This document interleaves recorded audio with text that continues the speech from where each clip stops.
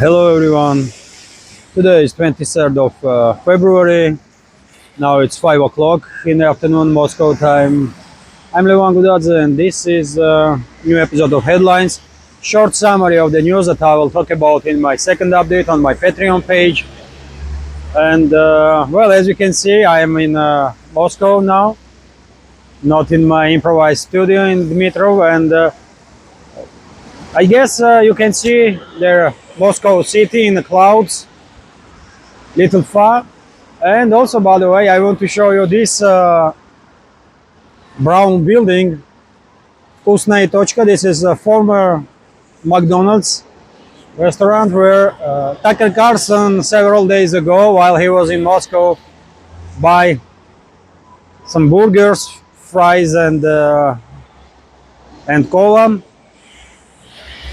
And well, I came here today in Kski station area to show you surroundings. Really, I made several times videos here, mainly for Patreon, for our Patreon community, and well, I will highlight this area on the main channels. Also, as you can see, quite a foggy day, or I don't even know, it's a fog or clouds on top of Moscow city skyscrapers. But whatever the case, this is, by the way, Kski shopping mall. Some say it's one of the biggest, definitely not biggest, but one of the biggest shopping malls in the capital. And dear friends, I will also show you Kski train station, and under that station is Kski metro station. Tucker Carlson also made video there, short video, and I have some footage from Moscow Kiev station. I made it a little earlier. Me and my family members came in this area through Kski station exactly, and that tower building is a railway station under the name of Kski, and underneath, under that building, is a metro station. And I will add that video of Kski metro station and also Novoslobodskaya station. We came here through Novoslobodskaya, and I will add that video also from that station. Also quite nice station. After Tucker Carlson made his video, many of his critics say that, you know what, he find some nice station in Moscow, and he made a video there, when in reality all stations here in Moscow are nicely done. Some are more beautiful than others, obviously. There are different time period when these stations were built with different designs, undoubtedly. But all stations definitely are safe and secure to travel, and very comfortable. A very useful means of transportation inside the city. And one day, sometime in the future, I will try to make separate video about Moscow's metro.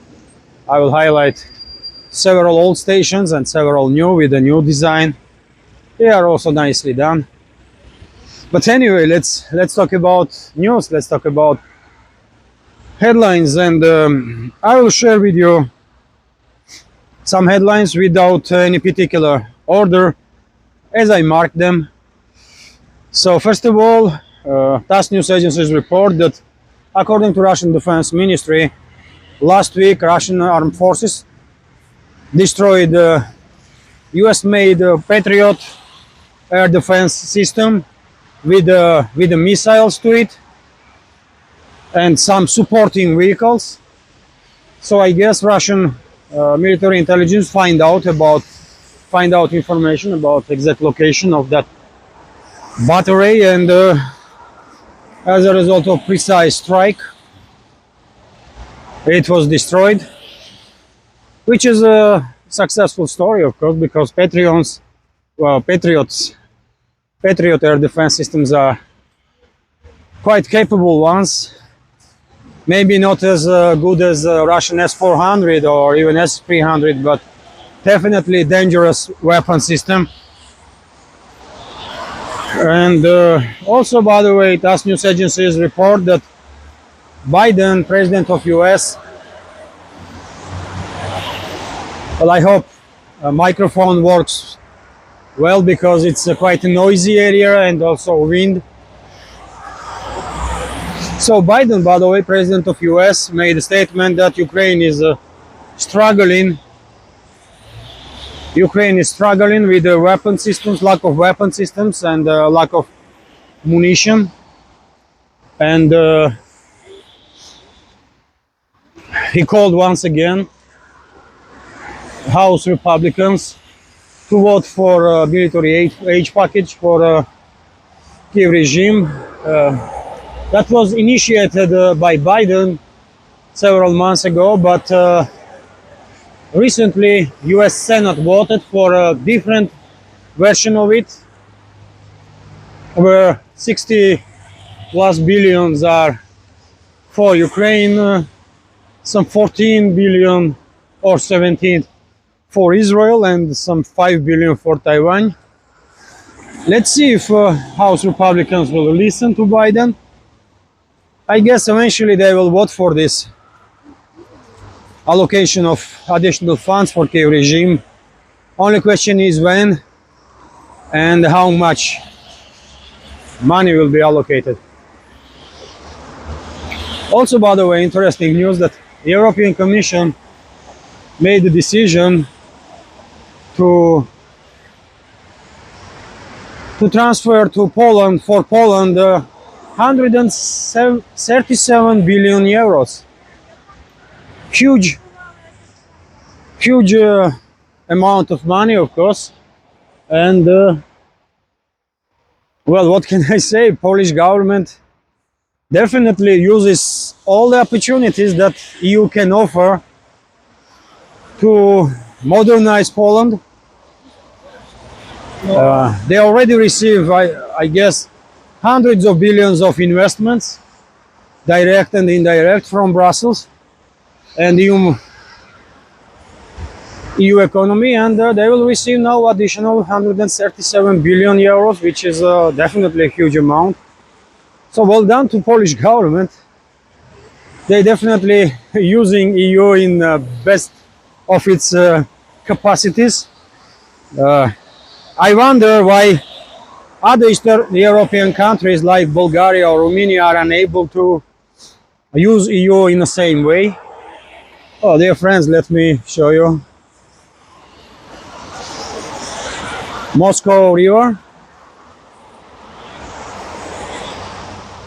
And far away there, it's a building of government of Russia, so-called White House. That's a nickname for that building. And river, Moscow River, is not really on the ice no more, which clearly is indicator that weather is becoming more and more warm, little by little, which is good. But anyway, let's continue with some news. And also, by the way, that tall building there, it's a foreign ministry, Russia's foreign ministry. Of course, iconic building in Moscow. One of the buildings from that Seven Sisters, buildings that are built during the Stalin's era and are somewhat similar in design, although they have some differences, of course, in size and height. And one day I want to make videos about those Seven Sister buildings also.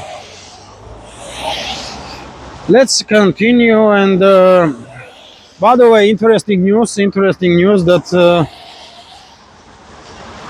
first residents of Avdiivka are receiving Russian citizenship and Russian passports. Of course, Avdiivka, city in Donetsk People's Republic that was liberated just a week ago, approximately, is a part of DPR and same time part of Russian Federation, of course. and all local residents have every right to receive Russian passports, and process has started. And it's maybe early to call that peaceful life is going back to Avdiivka yet, but there are some steps already made in this direction. And also, by the way, interesting news. As I said, I have headlines not in any particular order. Mark Rutte, by the way, Prime Minister of Netherlands, most likely will be next head of NATO because, according to Russian media outlets, NATO member states, majority of NATO member states are in support of this candidacy, which is not really surprising.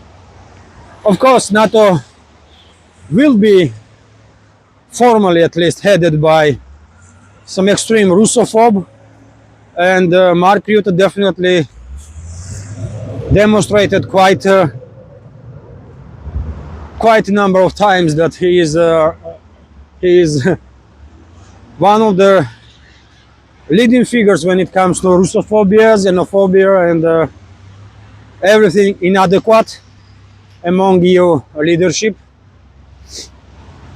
So most likely he will be appointed eventually as a head of NATO. Let's see. Also, by the way, Russian air defense system shut down 2 Ukrainian drones over the Kursk region, and news from European Commission again. I don't know how they manage it to do, but according to the European Commission,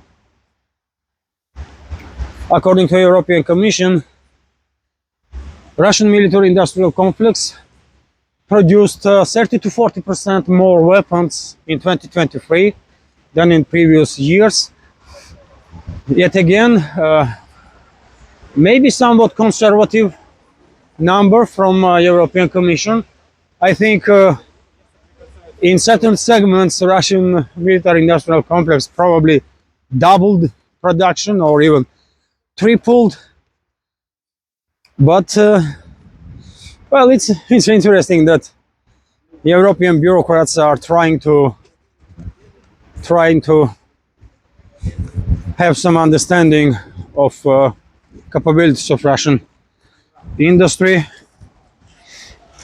But yet again, I will take any information from European bureaucrats with a pinch of salt. I believe real numbers are much higher. Anyway, by the way, also interesting headline that from RT that racist Google AI suspended after historic failure. Well, probably you already know this story behind this AI situation. Google was forced basically to cut down on its AI after it malfunctioned basically, and maybe because there is too much wokeism in the Google staff, in the Google's administration, and this AI received some pretty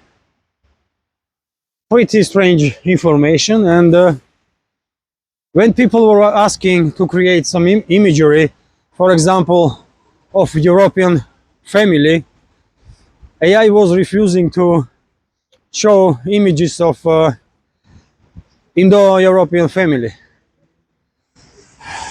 or as some say, white family, although there is no such race as white. There is Indo-European race.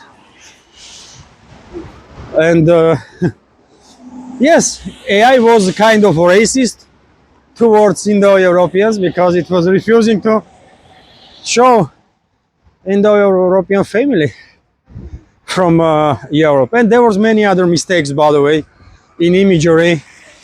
AI was very woke and anti-Indo-European or racist, and Google was forced to take some actions about it. Also, let me show you from a close foreign ministry.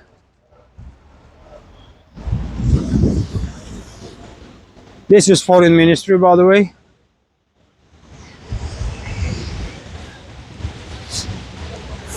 And well, let's continue with some additional news. Of course, sanctions on Russia, by the way. EU Council agreed on 13th package of sanctions. It's a entire story with these sanctions. Every single institution in EU has to agree on it. And I guess after European Commission agreed on it, then well, it's only a matter of time now, and that 13th package of sanctions will be implemented. It's I will say nothing extraordinary, just another bunch of sanctions on Russia that will not really change much. Also, RIA Novosti reports that there were explosions in Nikolaev. And by the way, press spokesman of Russian President Dmitry Peskov was asked about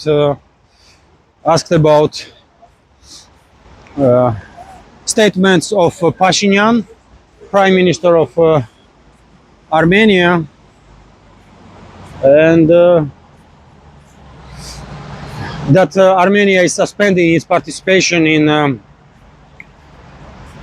CSTO organization, defensive pact of former Soviet republics. And Dmitry Peskov said that, well, Moscow will ask some questions, Yerevan, because this information seems like this information was surprise for everybody, for organization itself, this collective treaty defense organization, and it was surprise for Kremlin, for just about for everybody, maybe for some officials in Armenia itself. And these statements were made by Pashinyan during his interview with France 24. And also, by the way, Orban, once again, Prime Minister of Hungary, once again made a statement that nobody really believes that Ukraine gonna win this conflict, which is a quite understandable statement and obvious one. I don't know who really might believe that or ever believed in reality that Ukraine will win. And finally, also headline, by the way, from RT, that most of Japanese companies did not really left Russia. They are still operating here, which is also quite interesting. Despite harsh statements from Tokyo, Japanese business tries at least to maintain its presence on Russian markets, and not just Japanese businesses, by the way. Same can be said about South Korea, about European states, which is yet again understandable. The Russian market is relatively big, and of course all the companies want to have their presence here. Some are able to do so, some are not, but it is what it is. And dear friends, of course, all the additional information about these headlines that I just shared in my second update on Patreon. And well, question is when I will be able to upload these videos now. It may be a little late, but of course I will upload this new episode of headlines, and also second update on our Patreon. And also, dear friends, I'm not yet sure what time I will be in Dmitrov.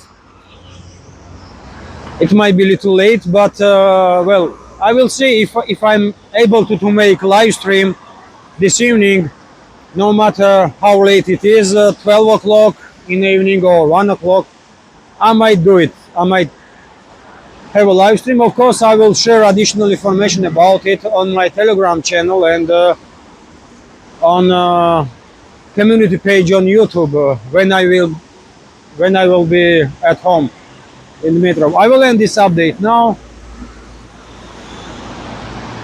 Well, that's foreign ministry.